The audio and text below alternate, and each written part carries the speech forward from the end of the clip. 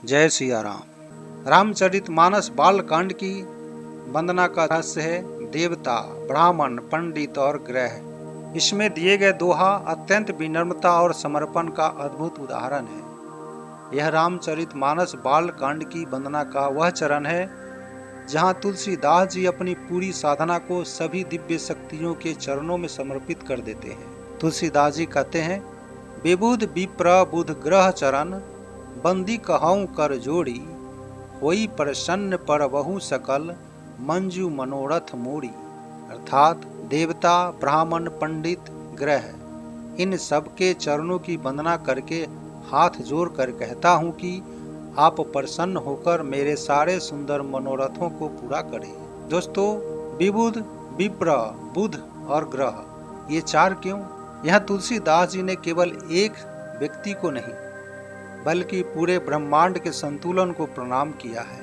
विबुध यानी देवता जो इस सृष्टि का संचालन करते हैं और प्रकृति और जीवन को संतुलित रखते हैं। विप्र यानी ब्राह्मण जो ज्ञान और धर्म के रक्षक हैं और जो वेदों शास्त्रों का मार्ग दिखाते हैं। बुध अर्थात बुद्धिमान लोग जो विवेक देते हैं और जो सही और गलत का निर्णय करना सिखाते हैं।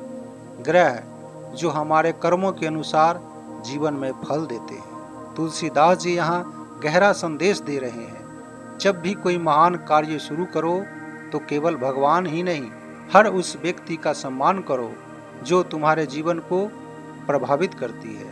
कहऊं कर जोड़ी, कर जोड़ कर कहना यह केवल शब्द नहीं है, यह एक आंतरिक भाव है। अहंकार का त्याग, पूर्ण समर्पण और सच्ची विनम्रता। तुलसीदास जी जानते हैं कि केवल ज्ञान से कुछ नहीं होता जब तक उनमें विनम्रता न हो। होई प्रसन्न पुरबहु सकल मनोरथ मोरी।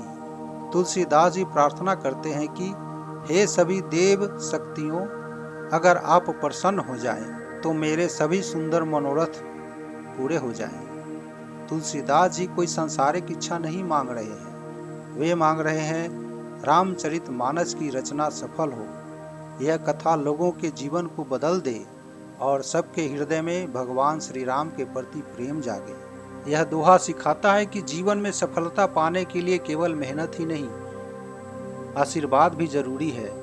और आशीर्वाद आपको मिलता है विनम्रता से, सम्मान से और सच्चे भाव से। तुलसीदास जी से हम यहाँ सीख सकते हैं कि अगर जीवन में कुछ महान कार्य शुरू करना है तो सबसे पहले विनम्रता और वंदना से शुरुआत करो, क्योंकि रामचरितमानस बाल कांड की वंदना सिर्फ कथा नहीं, यह एक ऐसा मार्ग है जो हमें अज्ञान से ज्ञान और संसार से भगवान तक ले जाता है। जय श्री राम, जय सिया राम।